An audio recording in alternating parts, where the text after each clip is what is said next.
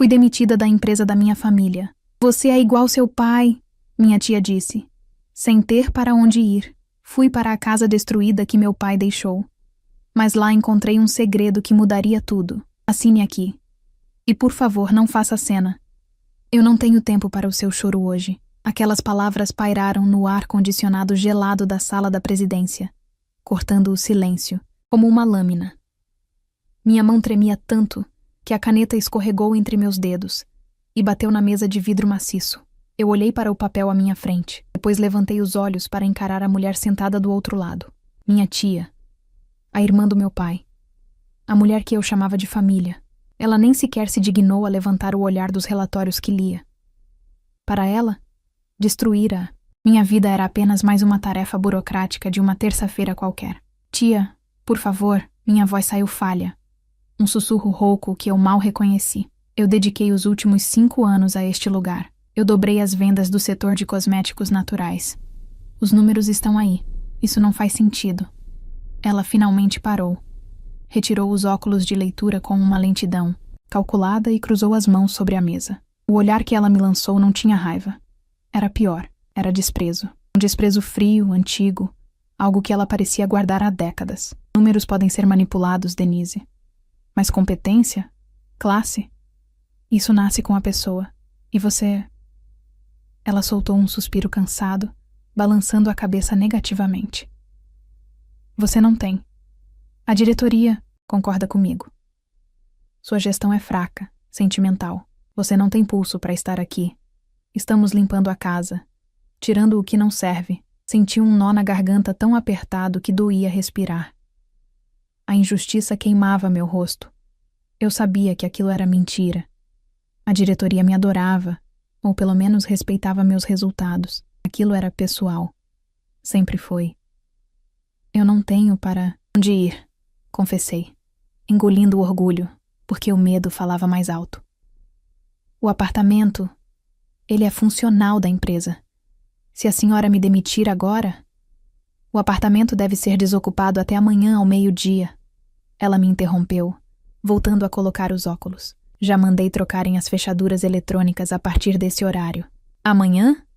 Mas tia, eu sou sua sobrinha. Levantei da cadeira, o desespero tomando conta. Você vai me colocar na rua? Por quê? O que eu te fiz? Foi então que ela disse a frase que ecoaria na minha mente por muito tempo. Ela se inclinou para a frente e pela primeira vez vi uma emoção real em seu rosto. Nojo. Você não fez nada, Denise. Esse é o problema. Você é medíocre. Você carrega o mesmo sangue fracassado do seu pai.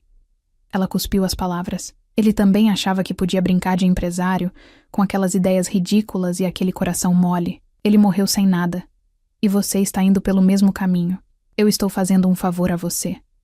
Aprenda a viver na realidade, longe do meu dinheiro e da minha empresa. Você nunca terá sucesso nos negócios. Aceite isso. A menção ao meu pai foi o golpe final. Ele tinha sido um homem bom, criativo, gentil. Morreu quando eu ainda era jovem, deixando pouca coisa material, mas muitas lembranças de amor. Ouvir aquela mulher, que construiu seu império em cima de sabe-se lá o quê, falar dele daquela forma, tirou minhas forças para argumentar. Eu não queria mais estar ali. Eu não queria respirar o mesmo ar que ela. Assinei o papel. O risco saiu torto, feio. Saí da sala sem olhar para trás, passando pelos corredores onde colegas de trabalho, pessoas com quem almocei por anos, baixavam a cabeça para não me encarar. A notícia já tinha se espalhado. Ninguém veio me abraçar. Ninguém perguntou se eu estava bem. No mundo corporativo que minha tia criou, a lealdade durava apenas enquanto o contra-cheque caía. As horas seguintes foram um borrão febril. Corri para o apartamento funcional. Não era meu lar, nunca foi. Era um lugar frio, decorado por arquitetos da empresa, onde eu apenas dormia para acordar e trabalhar mais. Comecei a jogar minhas roupas em malas, sem dobrar. Livros, alguns porta-retratos, meu notebook pessoal. O que não cabia nas malas foi para sacos de lixo, preto. Enquanto eu empacotava minha vida, o telefone não tocou. Nenhum amigo da alta sociedade, nenhum primo distante. Eu estava sozinha. Quando fechei a porta do apartamento pela última vez, deixando a chave na portaria, senti um vazio imenso no peito. Eram 5 da tarde. O céu estava cinza, pesado, prometendo uma tempestade. Entrei no meu carro, um modelo popular que, graças a Deus, estava quitado e em meu nome, a única coisa que minha tia não podia tirar. O porta-malas estava cheio, o banco de trás abarrotado de sacolas. Sentei no banco do motorista e segurei o volante, olhando para o trânsito caótico da cidade. Para onde? Não tinha dinheiro para um hotel decente por muito tempo. Minhas economias eram poucas. Eu reinvestia tudo em treinamentos, acreditando na promessa da minha tia de que um dia eu seria sócia. Que tolice. Eu não tinha indenização a receber. Ela alegou justa causa por incompetência técnica, algo que eu levaria anos para reverter na justiça. Eu precisava de um teto agora. Lembrei-me de uma pasta velha de documentos que guardava no porta-luvas. Abri e revirei os papéis até achar uma escritura amarelada. Sítio Recanto Verde. Era a única herança do meu pai. Uma propriedade rural afastada, a quilômetros da civilização, que ele comprou pouco antes de adoecer. Ele dizia que seria nosso laboratório, nosso refúgio. Eu nunca tinha ido lá depois do enterro dele. Minha tia sempre dizia que o lugar era um lixo, que só servia para criar mato e bicho, mas era meu. Era o único lugar no mundo onde ninguém poderia me expulsar. Liguei o carro e dirigi. A cidade foi ficando para trás, os prédios altos dando lugar a galpões industriais, e depois, a campos abertos. A chuva começou a cair, grossa e pesada, dificultando a visão. Foram 4 horas de estrada. O asfalto acabou e deu lugar a uma estrada de terra esburacada que fez meu carro chiar e bater a parte de baixo várias vezes. Já era noite fechada quando os faróis iluminaram uma porteira de madeira, pendurada por apenas uma dobradiça, balançando com o vento. O mato estava alto, quase cobrindo a entrada.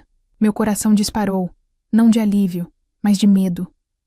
Avancei com o carro devagar pelo caminho de pedras tomado por ervas daninhas. Então, os faróis revelaram a casa. Minha tia tinha razão em uma coisa.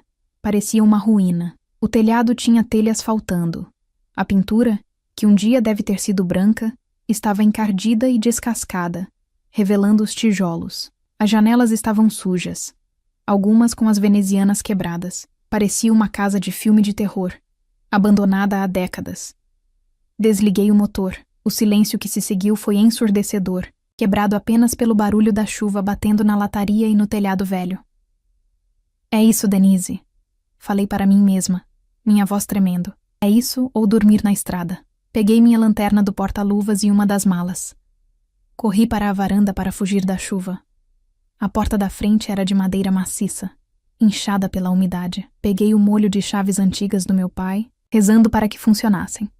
Testei 1, 2, 3. Na 4ª tentativa, a fechadura girou com um estalo seco e doloroso. Empurrei a porta com o ombro. O cheiro me atingiu primeiro. Mofo, poeira fechada e madeira velha. A luz da lanterna varreu o ambiente. A sala era grande, mas estava vazia, exceto por um sofá coberto por um lençol encardido e algumas caixas empilhadas no canto. Havia teias de aranha nos cantos do teto e o assoalho rangeu alto quando dei o primeiro passo. Tentei o interruptor na parede, por puro instinto. Nada. Claro que não havia luz. A energia devia ter sido cortada há anos. Ou a fiação nem existia mais. O frio ali dentro era pior do que lá fora. Parecia que a tristeza impregnava as paredes. Fui até o centro da sala, soltei a mala no chão e iluminei ao redor. Janelas escuras me encaravam como olhos vazios. O vento uivava lá fora, fazendo a casa inteira estalar. Senti minhas pernas fraquejarem. O peso do dia, a humilhação no escritório, o olhar de nojo da minha tia, a perda do meu apartamento, a viagem exaustiva, tudo desabou sobre mim de uma vez. Caí de joelhos no chão empoeirado. Não me importei, com a sujeira na minha roupa social. Abracei meu próprio corpo, tentando parar de tremer. Mas o frio vinha de dentro. As lágrimas vieram quentes e incontroláveis. Eu chorei alto. Um choro feio, de quem perdeu o chão. Pai. Solucei para o escuro. Por que você me deixou? Olha para mim. Eu sou um fracasso. Igual ela disse. Eu não tenho nada. Eu estava sozinha. no meio do nada, numa casa caindo aos pedaços, sem emprego e sem futuro. Naquele momento, encolhida no chão daquela sala úmida, eu acreditei nas palavras da minha tia. Eu não valia nada. Eu não tinha força. Eu só queria fechar os olhos e esperar que aquele pesadelo acabasse. Mas o som da chuva e o frio nos meus ossos me lembravam que aquilo era a minha nova e terrível realidade. Acordei com um raio de sol batendo direto no meu rosto, atravessando uma fresta na janela quebrada. Meu corpo doía inteiro. Dormir no chão duro, usando um casaco embolado como travesseiro, não foi a melhor noite da minha vida. Mas pelo menos o choro tinha cessado. Levantei-me, sacudindo a poeira da roupa. O silêncio da manhã no campo era diferente do silêncio assustador da noite. Agora, ouvia-se pássaros. Olhei ao redor. À luz do dia, a casa parecia ainda pior. Havia manchas de umidade subindo pelas paredes como mapas antigos. E o cheiro de lugar fechado era forte, mas eu não tinha tempo para lamentar. Minha barriga roncou, lembrando que eu não comia desde o almoço do dia anterior. Comi uma barra de cereal que tinha na bolsa e tomei um gole de água quente da garrafinha que trouxe. Ok, Denise. Falei em voz alta, minha voz ecoando na sala vazia. Chorar não vai limpar esse lugar. Comecei a trabalhar. Não tinha muito material de limpeza, apenas o básico que comprei num posto de gasolina na estrada, mas tinha água de um poço artesiano que, milagrosamente, ainda funcionava com uma bomba manual no quintal. Passei a manhã inteira arrastando entulho, varrendo teias de aranha e esfregando o chão. Era um trabalho pesado, que quebrava as unhas e sujava as mãos, mas mantinha minha mente ocupada. Enquanto eu suava, não pensava na minha tia nem na humilhação. Perto do meio-dia, cheguei ao cômodo que ficava nos fundos da casa, o antigo escritório do meu pai. A porta estava emperrada, mas cedeu, com um empurrão forte. O ar ali dentro estava parado no tempo. Havia uma mesa de madeira maciça coberta por uma camada grossa de pó, uma estante vazia e uma cadeira tombada. Entrei devagar. Era estranho estar ali. Parecia que eu podia sentir a presença dele. Comecei a varrer o chão de madeira escura. Foi quando o cabo da vassoura bateu em uma das tábuas do assoalho e o som foi diferente. Parei. Bati de novo com o pé. Toque, toque. Definitivamente oco. Ajoelhei-me e passei a mão pela madeira. Havia uma ranhura quase imperceptível, disfarçada pelo desenho natural da madeira. Meu coração acelerou. Corri até a cozinha, peguei uma faca de mesa velha que encontrei numa gaveta e voltei correndo. Forcei a ponta da faca na fresta. A madeira rangeu, resistindo, até que a tábua se soltou.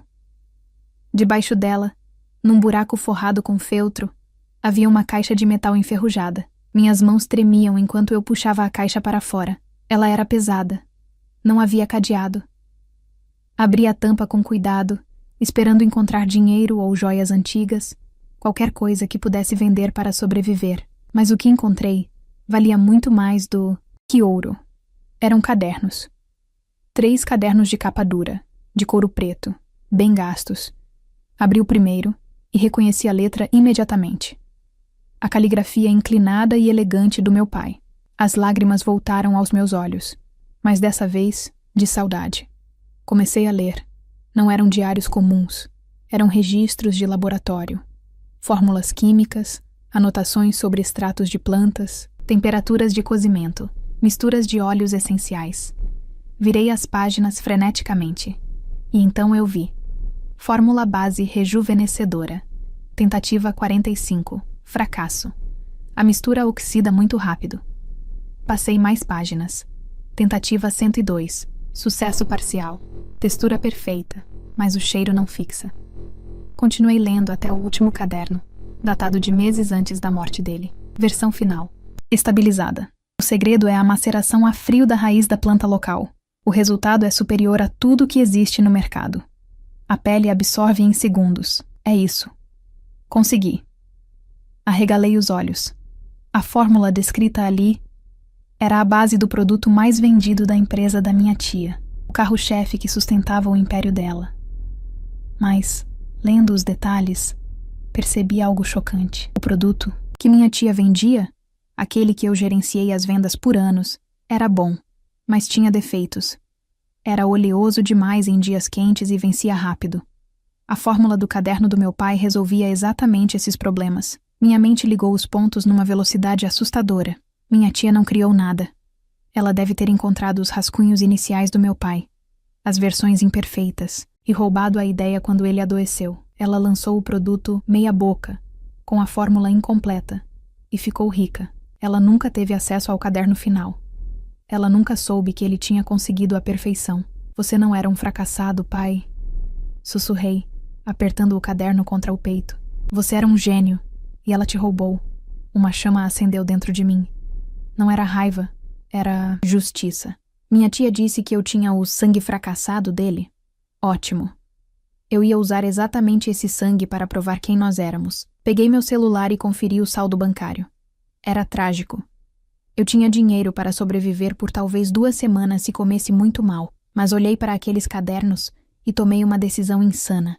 Entrei no carro e dirigi até a pequena cidade vizinha, a 20 minutos de estrada de terra. Fui a uma loja de produtos naturais e a uma farmácia de manipulação. Gastei quase tudo o que tinha. Comprei óleos, bases neutras, potes de vidro simples e os ingredientes específicos que meu pai descrevia nas anotações, muitos dos quais eram baratos e fáceis de achar naquela região rural. Voltei para a casa com o porta-malas cheio e o bolso vazio. A cozinha da casa velha virou meu laboratório. Limpei o fogão a lenha antigo, esterilizei as panelas com água fervente e comecei. Segui as instruções do meu pai como se fosse uma receita sagrada. Mexer devagar, sentido horário. Adicionar a essência apenas quando esfriar. O cheiro que subiu da panela era inebriante. Era um aroma suave, herbal, que trazia uma paz imediata. Quando o creme esfriou e ganhou consistência, passei um pouco no dorso da minha mão. A textura era aveludada, diferente de tudo que eu já tinha visto na fábrica da minha tia. A pele absorveu na hora, ficando macia e iluminada, sem nenhum traço de gordura. É perfeito, murmurei, incrédula. Eu tinha o produto, mas não tinha clientes. Não tinha marketing. Não tinha nome. Coloquei o creme em 20 potinhos de vidro pequenos, colei uma etiqueta escrita à mão, apenas com a data de fabricação, e creme hidratante artesanal. Na manhã seguinte, vi uma senhora caminhando pela estrada de terra em frente à minha porteira. Era uma vizinha, uma mulher simples com o rosto marcado pelo sol do trabalho na roça. Corri até a cerca. "Bom dia!" chamei. Ela parou, desconfiada. "Bom dia, moça. Você que mudou para a casa do falecido Geraldo?" "Sim, sou a filha dele." "Denise. Ah, o Geraldo era um homem bom. Uma pena o que aconteceu com a casa. Conversei um pouco, quebrei o gelo. No final, estendi um dos potinhos para ela. A senhora aceita um presente? Eu faço cremes naturais. É uma receita do meu pai. Gostaria que a senhora experimentasse. Não custa nada." Ela pegou o pote, ainda meio incerta, agradeceu e seguiu seu caminho. Pensei que não daria. Passei o resto do dia limpando o mato do jardim, exausta e preocupada se tinha feito a coisa certa gastando meu dinheiro naquilo. 2 dias depois, eu estava na varanda quando ouvi palmas no portão. Era a mesma senhora, mas ela não estava sozinha. Havia mais 2 mulheres com ela. "Oi, dona Denise!" Ela gritou, sorrindo de orelha a orelha. A pele do rosto dela parecia mais viçosa. "Menina, o que você colocou naquele potinho?" "Mágica?" Desci as escadas correndo, o coração disparado. "A senhora gostou?" "Gostei. Eu amei." Minhas manchas clarearam. A secura sumiu. Minha filha usou. E a espinha dela secou da noite para o dia. Ela apontou para as amigas. "Essa aqui é a Lourdes e a Cida. Elas querem comprar. Você tem mais?" Olhei para as 3 mulheres paradas na minha porta, segurando notas de dinheiro amassadas nas mãos. Um arrepio percorreu minha espinha. "Tenho", respondi, sentindo um sorriso verdadeiro abrir no meu rosto pela primeira vez. "Tenho sim. Entrem. E por favor." Vendi os 19 potes restantes ali mesmo, na varanda. Elas pagaram um valor justo e ainda pediram para eu reservar a próxima leva. Quando elas foram embora, olhei para o dinheiro na minha mão. Não era muito, não chegava nem perto do meu antigo salário. Mas aquele dinheiro tinha um peso diferente. Era meu. era fruto da verdade do meu pai. Naquela noite, enquanto preparava uma nova mistura, bem maior dessa vez, percebi que a vingança não seria gritar ou brigar. A minha resposta seria o sucesso. Eu ia fazer aquele produto chegar longe, e minha tia nem imaginava o que estava por vir. 3 meses. Foi esse o tempo que levou para a minha cozinha ficar pequena demais. O que começou com 20 potinhos vendidos na varanda se transformou em uma avalanche. O boca a boca na região foi mais rápido que qualquer campanha de marketing que eu já tinha gerenciado na empresa da minha tia. As pessoas usavam, se apaixonavam pela qualidade e contavam para os parentes na cidade grande. Logo, eu não estava mais vendendo apenas para vizinhos. Eu estava despachando caixas pelo correio para todo o país. A casa, velha, que antes parecia um cenário de filme de terror, agora vibrava com vida. Com o lucro das vendas iniciais, contratei uma equipe de obras local para reformar o antigo galpão de tratores no fundo do terreno. Dona Denise, o piso está concretado e as bancadas de inox chegaram, avisou o mestre de obras, limpando o suor da testa. Olhei para aquele espaço amplo, limpo e iluminado. Não era uma fábrica gigante, mas era minha. Comprei misturadores profissionais, envasadoras automáticas e contratei 5 pessoas da região para me ajudar na produção. Eram pessoas simples, trabalhadoras, que estavam desempregadas e me olhavam com uma gratidão que eu nunca recebi nos escritórios de vidro da cidade. Enquanto minha marca crescia, mantive minha identidade em segredo. Nos rótulos, não havia meu nome, apenas a marca que criei. Legado Natural. Eu queria que o produto falasse por si mesmo. E ele falava. Gritava, na verdade, mas o sucesso atrai atenção. E, inevitavelmente, atrai a concorrência. Eu monitorava o mercado de longe. Sabia que as coisas não estavam bem para o lado da minha tia. Relatórios do setor indicavam uma queda de 15% nas vendas da empresa dela no último trimestre. Os comentários nas redes sociais eram cruéis. A qualidade caiu, o cheiro mudou, encontrei uma marca nova muito melhor e mais barata. Os clientes estavam migrando. Eles perceberam a diferença entre um produto feito apenas para dar lucro e um produto feito com a fórmula perfeita do meu pai. Certa manhã, enquanto eu conferia o estoque de óleos essenciais, meu computador apitou com uma notificação de e-mail. O remetente fez meu estômago gelar. Departamento Jurídico. Era da empresa da minha tia. Abri a mensagem com a mão trêmula, mas logo a tremedeira passou, dando lugar a um sorriso irônico. O e-mail não era endereçado a mim, Denise, mas aos proprietários da Legado Natural. O texto era uma mistura de ameaça e desespero. Eles diziam que nossa fórmula era suspeitamente similar à deles e que estavam estudando medidas legais por plágio industrial. No entanto, no parágrafo final, o tom mudava drasticamente. Eles ofereciam uma proposta de compra. Queriam comprar minha marca, minha patente e tirar o produto do mercado, incorporando-o ao portfólio deles. O valor oferecido era alto.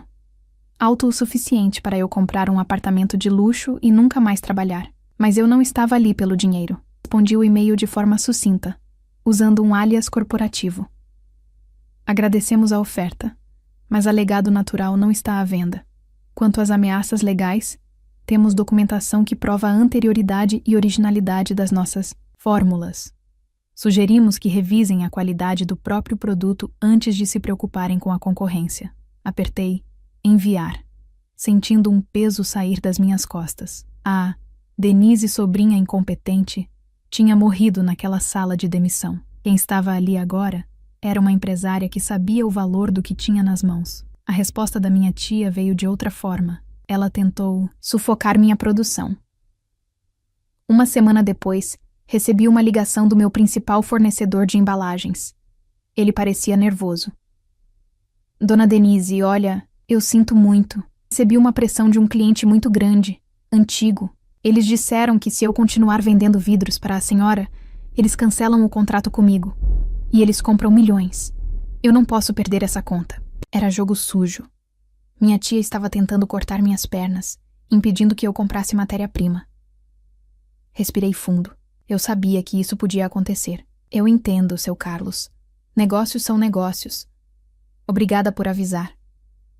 Desliguei o telefone, sentindo o pânico querer entrar. Sem embalagens eu parava. Sem matéria-prima, a fábrica fechava. Fiquei sentada no escritório, improvisado dentro do galpão, olhando para o retrato do meu pai na mesa. "O que você faria, pai?" perguntei. O telefone tocou de novo. Era um número desconhecido. "Alô?" Atendi, sem muita paciência. "Por favor, falo com a diretora da Legado Natural?" "Sim, é ela." "Aqui é Roberto, diretor comercial da Distribuidora Nacional de Essências." Ele fez uma pausa.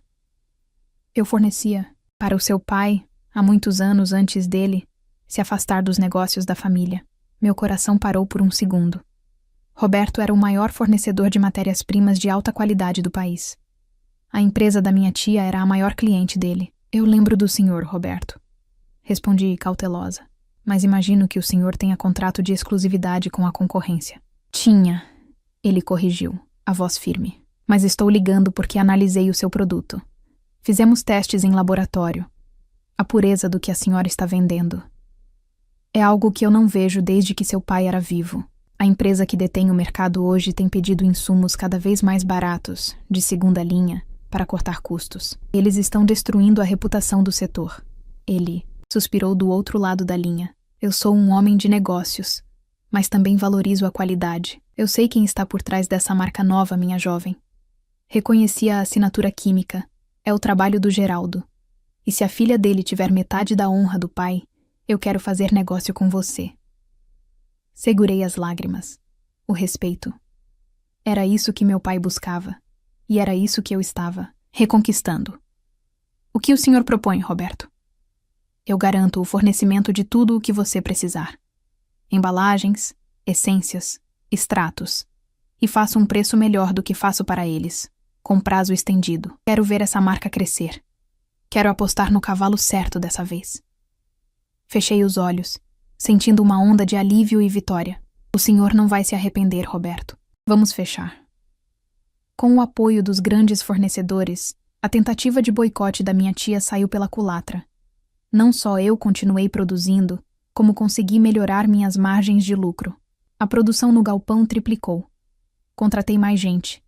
A estrada de terra teve que ser nivelada para aguentar os caminhões que entravam e saíam todos os dias. Enquanto isso, as notícias sobre a empresa da minha tia pioravam.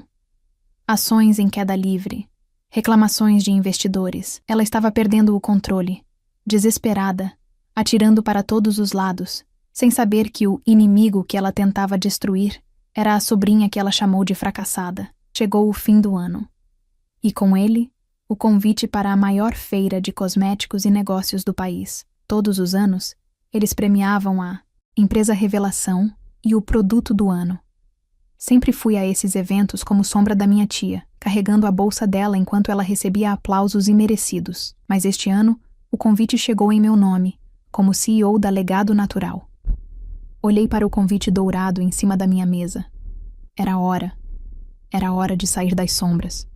Era hora de ela saber quem realmente a derrotou. Peguei o telefone e liguei para minha assistente. "Prepare o carro.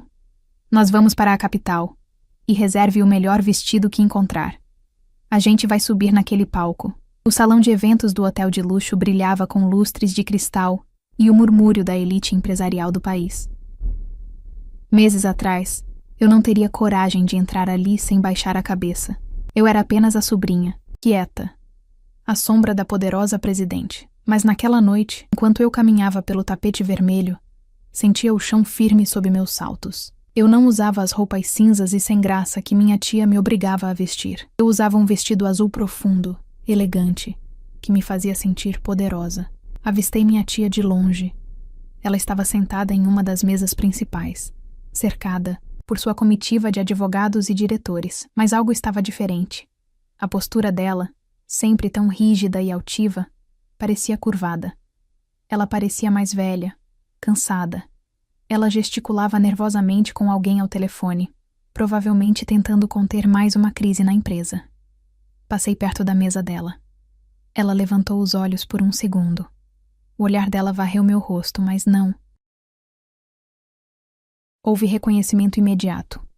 Talvez porque ela nunca tivesse me visto maquiada daquele jeito. Ou talvez porque, para ela, eu já tivesse desaparecido no esquecimento, derrotada em algum canto sujo do mundo. Ela desviou o olhar. voltando para o seu problema, me dispensando como se eu fosse apenas mais uma convidada anônima. Sorri internamente. Espere só mais um pouco, titia. Sentei-me na mesa reservada para legado natural. Roberto, meu fornecedor e agora amigo, estava lá, sorrindo orgulhoso. Nervosa? Ele perguntou. Nem um pouco, respondi, e era verdade. Eu estava pronta. A cerimônia começou. Prêmios foram dados, discursos chatos foram feitos.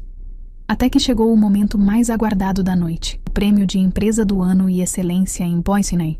Produto. Era a categoria que a empresa da minha família dominou por uma década. O apresentador subiu ao palco, segurando o envelope dourado. O silêncio no salão era total. Este ano, tivemos uma reviravolta surpreendente no mercado. Começou ele. Uma nova marca surgiu do nada, conquistando o público com uma qualidade que os especialistas chamam de revolucionária. Com vendas recordes e aprovação máxima dos consumidores, o prêmio vai para... Eu vi minha tia se ajeitar na cadeira, esperando ouvir o nome da empresa dela, por puro hábito ou arrogância. Legado natural. Os aplausos explodiram. Eram ensurdecedores. Minha tia congelou. Ela olhou para os lados, confusa, vendo todos se levantarem para aplaudir a concorrência que estava destruindo o império dela. Respirei fundo. Levantei-me e caminhei em direção ao palco. O holofote me seguiu. Enquanto eu subia os degraus, a luz bateu no meu rosto e foi projetada nos telões gigantes do salão. Foi nesse momento que eu ouvi um grito abafado, um som de cadeira sendo arrastada violentamente. Olhei de relance para a plateia. Minha tia estava de pé, branca como papel, a boca aberta em um ó perfeito de choque. Ela finalmente me viu.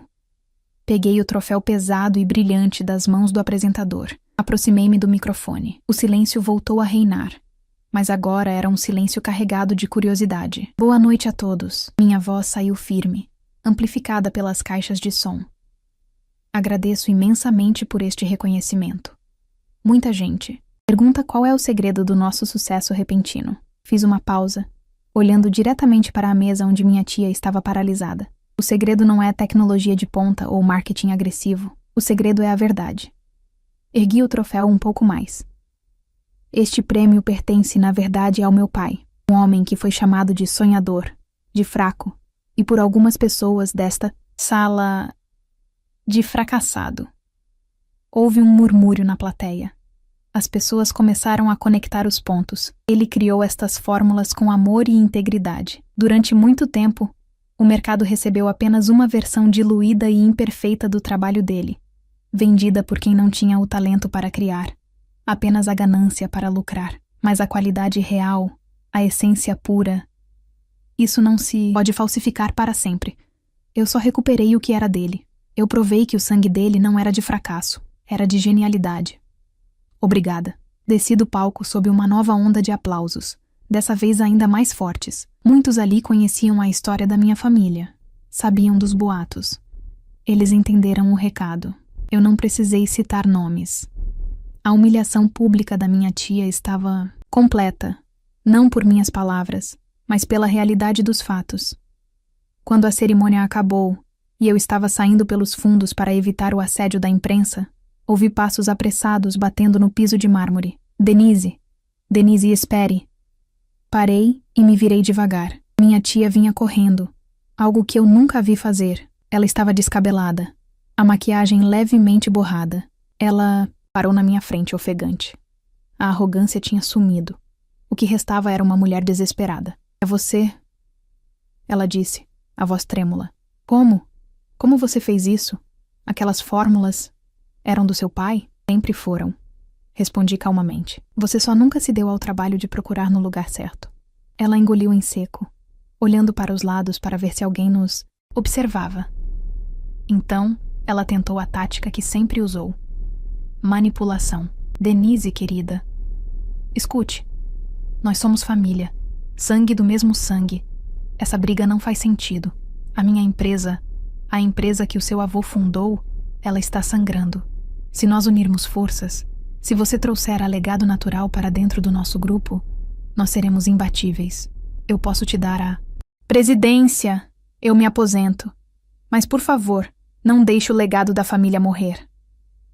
Olhei para ela e, pela primeira vez em anos, não senti medo, nem raiva, nem tristeza. Senti pena. O legado da família não está morrendo, tia. Falei, ajeitando a alça da minha bolsa. Ele está mais vivo do que nunca. Ele só mudou de mãos. Você não pode fazer isso comigo. Ela elevou a voz, agarrando meu braço. Eu te criei. Eu te dei emprego quando ninguém queria. Você me deve isso. Soltei o braço dela com um movimento suave, mas firme. Eu não te devo nada. A única coisa que você me deu foi a demissão que me libertou. Dei um passo para trás. Você disse que eu era igual ao meu pai. Você estava certa. E é por isso que eu venci.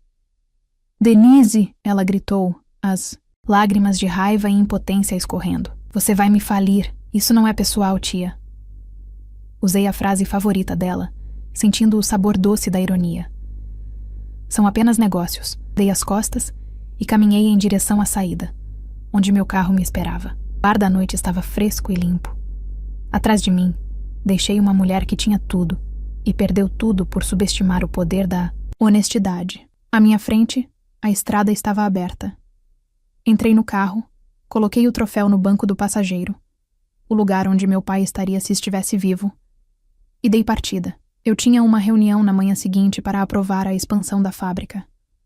A casa velha e destruída agora era um lar reformado e cheio de vida. E eu finalmente sabia exatamente quem eu era.